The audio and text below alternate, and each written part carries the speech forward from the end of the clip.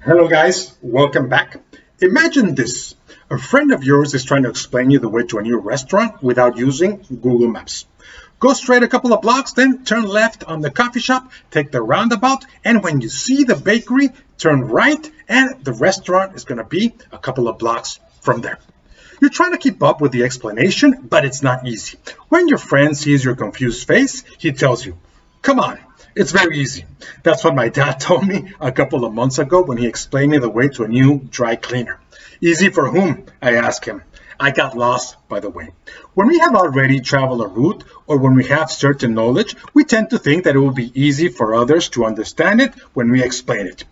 But is this true? Today we will talk about all this by explaining the curse of knowledge. It will be easy, don't worry.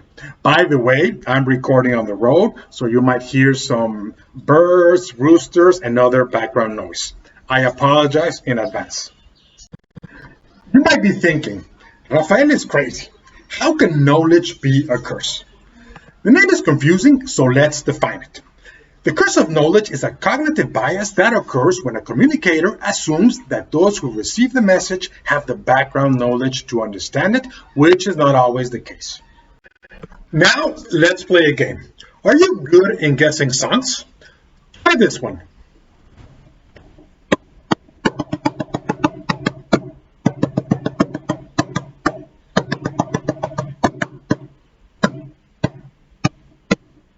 In 1990, a Stanford University graduate student in psychology named Elizabeth Newton illustrated the curse of knowledge with the Guess the Song experiment. 120 songs were tapped out. Listeners guessed only 3 of the songs correctly, a 2.5 success ratio. Before they guessed, the tappers predicted that the listeners will guess correctly 50% of the time. A big difference with the final result.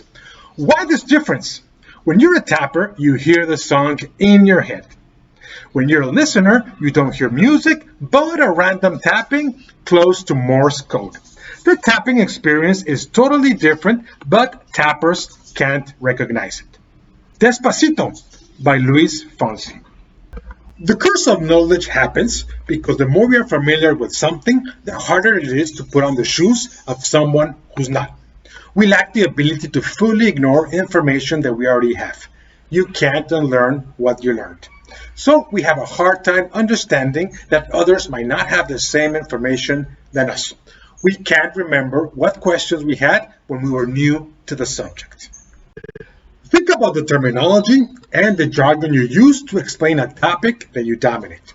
You use it thinking that people understand it in the same way as you. You forgot what it is not to know the jargon you now use. And you don't ask yourself if your listeners know it. A gap in the understanding of terminology can spell disaster for your message. Are people asking questions to your message? Maybe they just turned off since the beginning when you use terminology they don't understand. Message or noise? You may be asking, why all this is important? The curse of knowledge can lead to miscommunication, conflict, and stumbles in many professional areas.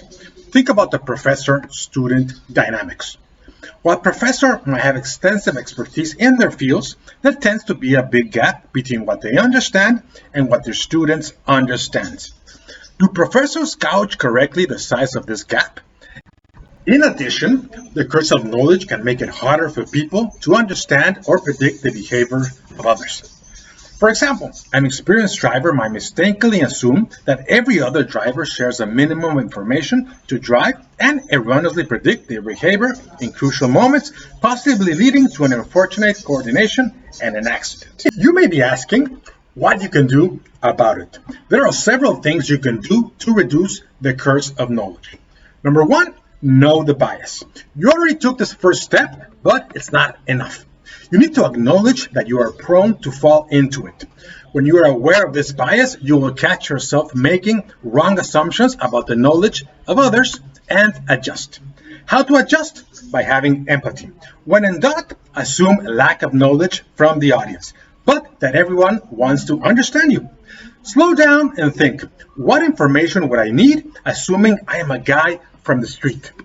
How you can do this? By measuring. Before you convey your message, get feedback from relevant individuals and think, what knowledge I share with listeners? What unique knowledge I have that others don't have and that is relevant for my message? At which level of complexity to start?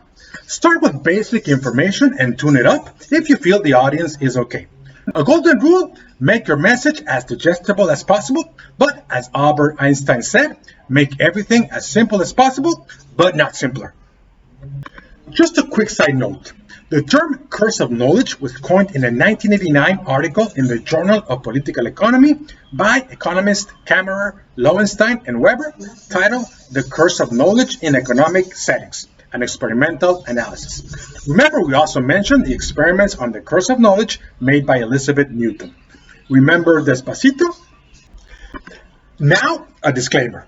Remember, this video is not the last word on the curse of knowledge. Its goal was to ignite your interest in this topic, so you do your own research. I am sure you have many comments for and against the curse of knowledge, so send us your feedback.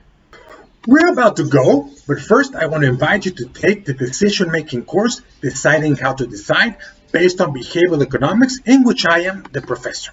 In this course, we study the limits, inconsistencies, and cognitive biases that affect important and complex decisions. I know you're going to make many of these decisions in the future, so you're more than invited to take it.